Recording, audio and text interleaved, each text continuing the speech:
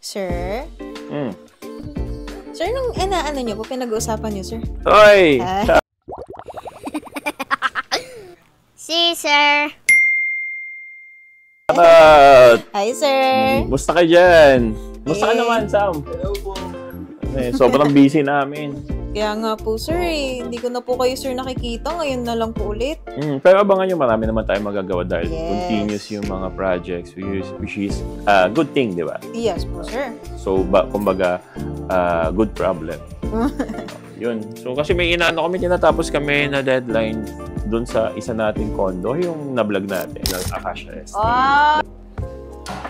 So, may matindi ko plus for Yung last So, video patapos po na kasi yun. So, ngayon, tinitignan kasi nakaset up for mock-up na nung mga items na nagawa.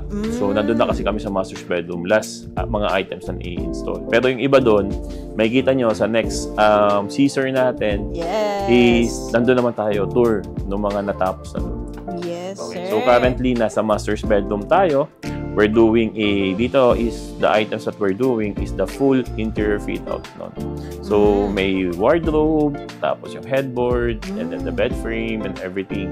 So, yun. So, ito. Yan yung part na inaano namin. So, pakita na lang namin. Ilagay mo na lang dito kung ano itsura nung render nito. Yeah. Okay? Then right after that, punta tayo. Pero bago ang lahat, huwag niyo kalimutan, like, follow, and share yung mga ginagawa namin contents for more interior fit out and interior design. And also sa mga products and services ng Excellent Home Decor. At least updated kayo sa mga promo.